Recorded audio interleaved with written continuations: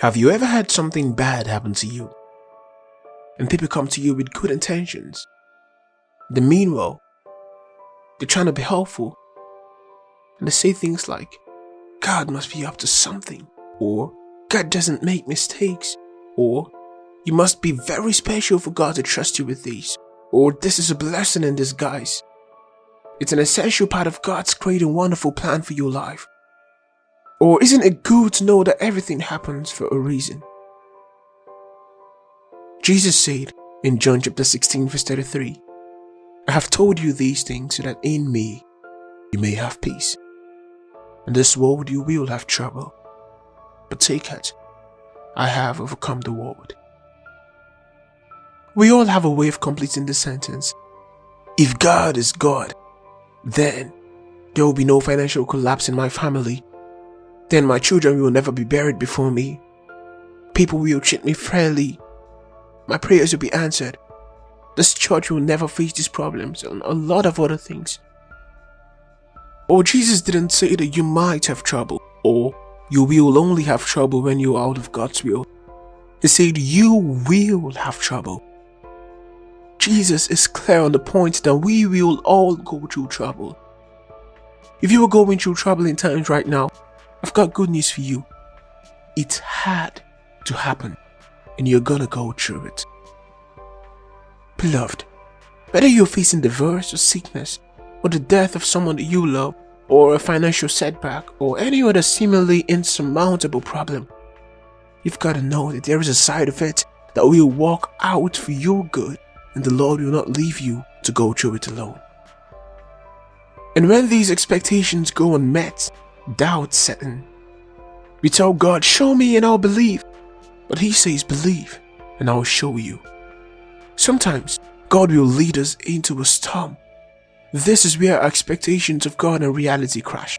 We expect God to only lead us to calm waters and sunny skies. We have a hard time grasping a loving God who allows us to suffer as we follow His leadership. Some storms hit without warning. It always has amazed me how in one short moment our lives can be changed forever.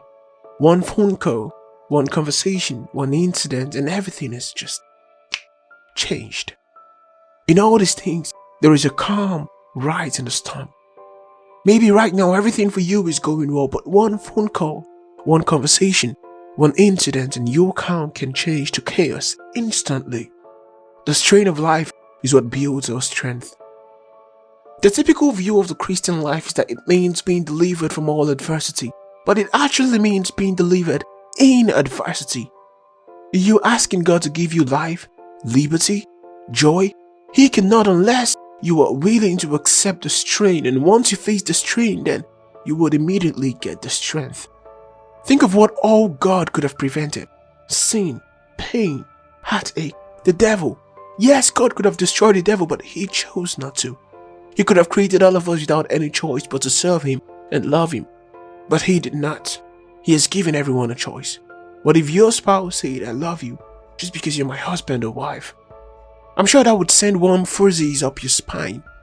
God has given us a choice in the midst of all the hard times and with all the temptations that we face. A choice to love Him and to serve Him. And that is exactly what love is about. It's a choice. It's a choice. It's a choice. In the storms of life, we often ask God questions. Why? What have I done to deserve this? Well, you've got to understand that God is in control of everything, and through every circumstance in your life, God is working to draw you closer to Him. Well, we all have a choice in every situation, a choice to turn to God or to turn somewhere else. Sometimes in the storms, it may seem as if God has turned His back on us or has dozed off. Without God, we wonder how exactly we're going to cope. Too many people today are trying to cope with storms by turning to everything but Jesus. But I've discovered that sometimes things happen so that we can take our burdens to God. When you check out what happened to the disciples when the storms arose, was it wrong for the disciples to wake Jesus up? Should they have just sat quietly while the waves crashed over the sides of the boats and just watched the Lord sleep? Jesus wants us to turn to Him, not only in a moment of need, but with everything.